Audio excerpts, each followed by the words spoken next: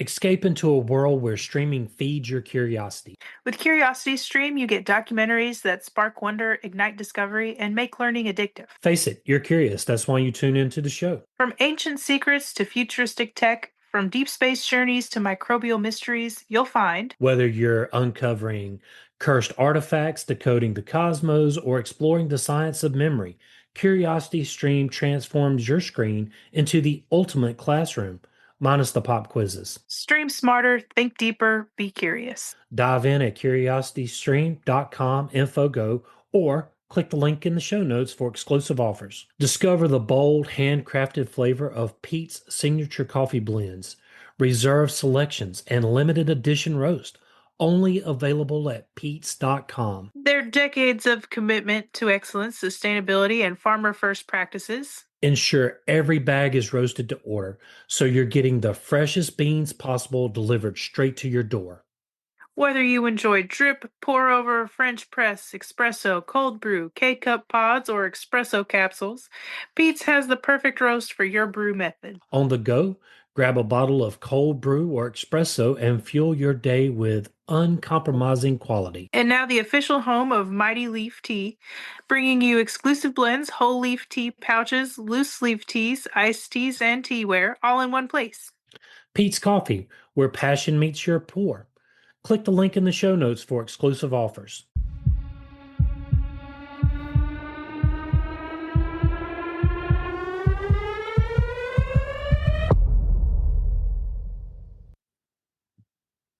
Hi, I'm William, And I'm Kat. and this is a dash of info. Little things you want to know. You know, Kat, before we really get into this, I just want to say I personally love lobster, and still, I'm gonna eat it after this. So my question to you is, do you like lobster? Mm, I think so. I'm not really sure. I know I like crab. Lobster's good, dipped in butter. Yeah, it's good. I believe I've had it once. I think it was Mm, good. It's been a while. yeah, I mean, when I was in, and I know we got Maryland coming up, but when I was in Baltimore, I know they're known for their crab and crab cakes, but man, they have some awesome lobster too, you know? That sounds exciting. Yeah, it was. So, lobsters on this episode, and why are they called the cockroaches of the sea? Well, the phylum Arthropoda is the largest and most diverse group in the animal kingdom, encompassing over 80% of all known animal species. This vast phylum includes insects, crustaceans like lobsters and crabs, arachnids, and myriapods. And arachnids are kind of like spiders, right? Yes, yes, arachnids are spiders. Yeah. Spiders are arachnids as well. So are ticks, actually. So, arachnophobia, I guess, would be kind of like crab and lobsters too, maybe? It can. It can. I definitely there are some crabs give me the heebie-jeebies. Hmm. Okay. Arthropods are defined by their segmented bodies, jointed appendages, and exoskeletons made of chitin, which they periodically shed throughout molting. I didn't know they molted. I didn't know crabs molted. I knew spiders did though. Yeah, we're talking about lobsters, but yeah. Lobsters. Sorry. No, I didn't. I had no idea that lobsters molted at all. So these features have enabled them to thrive in nearly every habitat on Earth, from deep ocean trenches to mountaintops and even the air. And yes, we understand we're talking about lobsters. We're talking about the whole phylum family. So this includes some insects, and we'll get in that on a later dash. Right.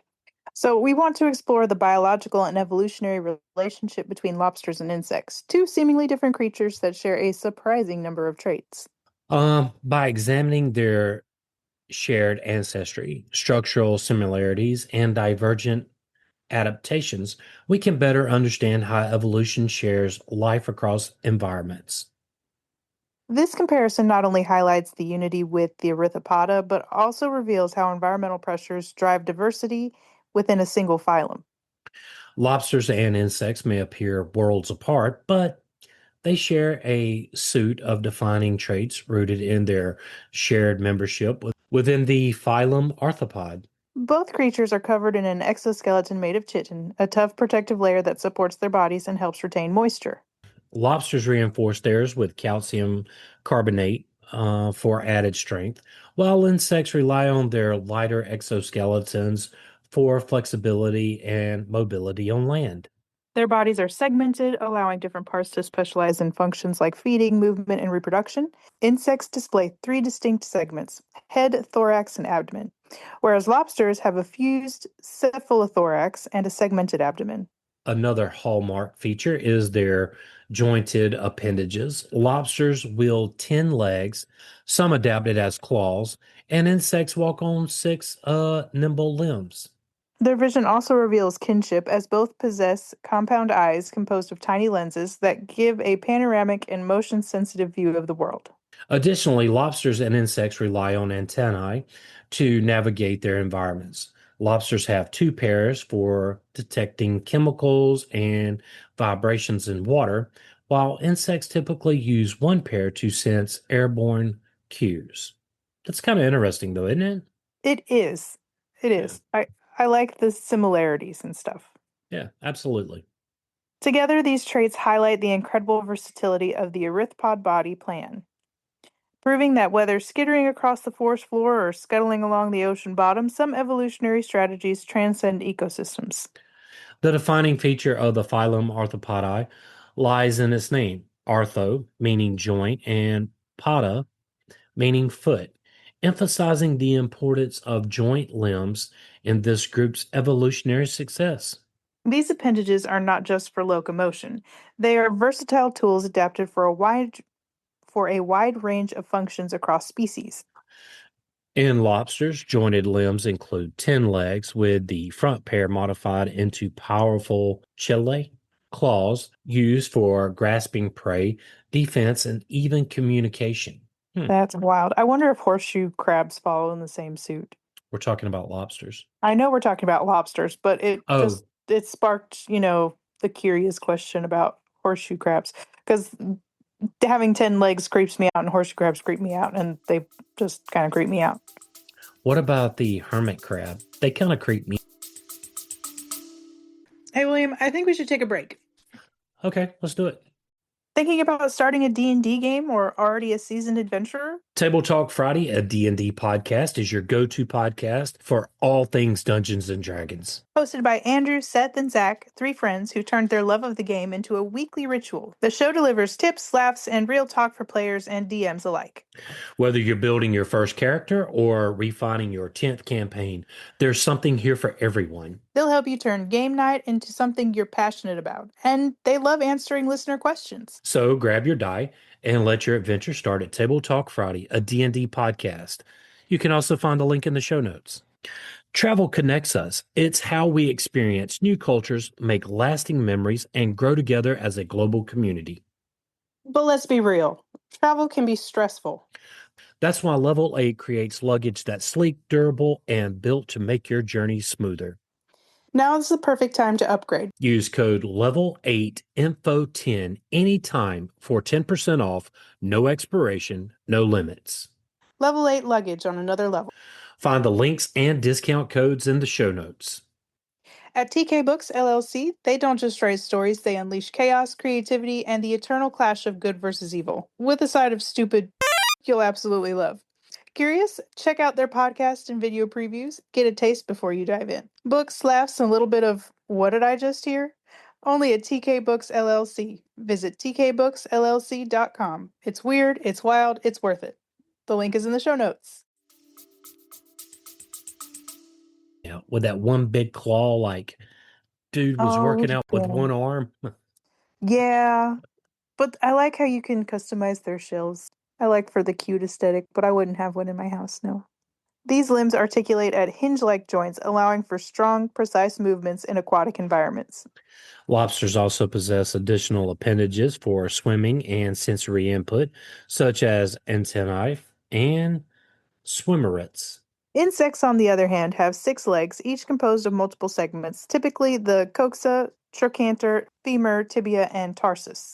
These joints enable a wide range of motion from rapid running to delicate grooming. Right? That is very interesting. Absolutely. These legs are attached to the thorax and are highly specialized depending on the insect's lifestyle. Grasshoppers have enlarged femurs for jumping, beetles have sturdy legs for digging, and flies have adhesive pads for walking on smooth surfaces. Beyond locomotion, arthropod appendages have evolved into mouth parts, antennae, and reproductive structures, showcasing their adaptability. Whether it's a lobster claw snapping shut or an insect's leg flexing mid flight. These jointed limbs are a marvel of evolutionary engineering, allowing arthropods to conquer land, sea, and air with equal finesse. Hmm. To me, that kind of says it all because they all belong to the same family. So basically, Right. they're everywhere, right? Right. Hmm. And one of the most striking similarities between lobsters and insects lies in their compound eyes, a hallmark of arthropod evolution. These eyes are composed of numerous individual units called ommatidia, each functioning as a separate visual receptor. Together, they create a mosaic like image that excels at detecting motion and changes in light's intensity. This design allows arthropods to respond quickly to moving objects, an essential survival trait in both aquatic and terrestrial environments. In lobsters, the compound eyes are mounted on stalks, which can swivel independently. This gives them a panoramic field of view underwater, helping them monitor predators and prey from multiple angles. Their eyes are adapted to low light conditions with pigment cells that can retract to enhance sensitivity in dim environments. Insects, on the other hand, often have large compound eyes that dominate their head structure. Many species also possess ocelli or simple eyes, which detect changes in light sensitivity and help stabilize flight or regulate circadian rhythms. These dual systems allow insects to navigate complex environments with precision. Beyond vision, both lobsters and insects rely heavily on antennae for sensory input. Lobsters have two pairs of antennae, one for touch and chemical detection, and another for balance and navigation. I did not know that. I didn't know about the chemical detection. That's pretty neat. I knew they had the one set for touch and chemical detection, but I didn't know they had another set for balance and navigation. I thought Balance it, and navigation makes sense to me in my head. well, I thought it was kind of like birds or other animals that have like that magnetic sense of true north and be able to navigate that way. I didn't realize it was through their antennae, which I guess makes sense too. Hmm. Insects typically have one pair, but these are highly specialized for detecting pheromones, vibrations, humidity, and temperature.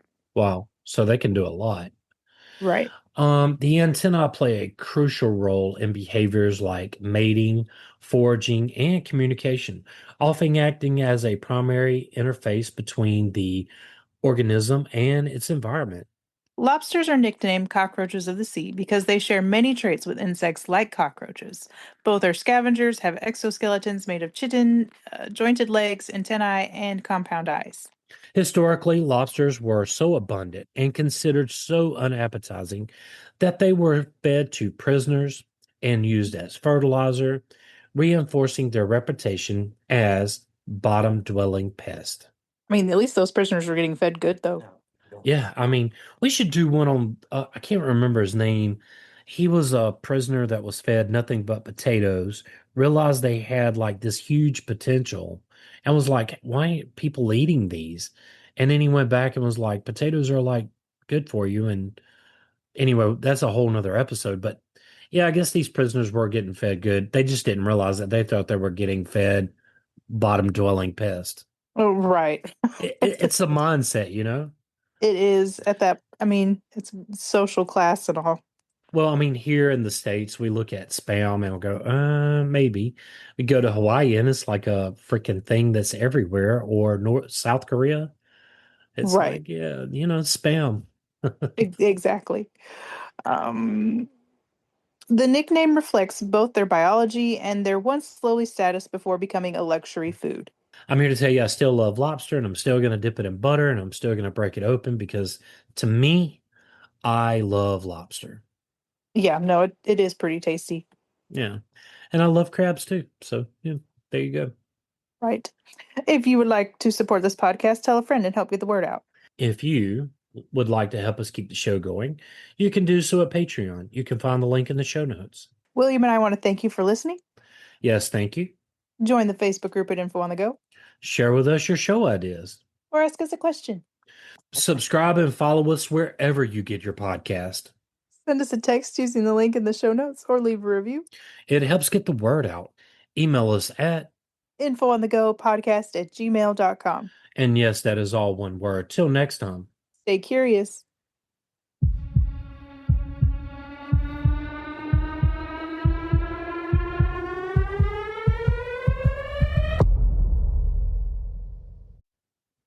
Hey everyone, I want to tell you about Georgia Boots. They have a full line of work boots and casual boots for men, women, and kids, trusted by farmers, ranchers, loggers, first responders, and just everyday heroes who need dependable footwear that works as hard as they do. From the job site to the great outdoors, Georgia Boots are built tough, worn proud, and now easier to get than ever with free shipping and returns on orders $50 or more, and with prices you won't find anywhere else. So, click the link in the show notes. Get your pair of Georgia Boots today. Hey, your dream getaway starts with Apple Vacations.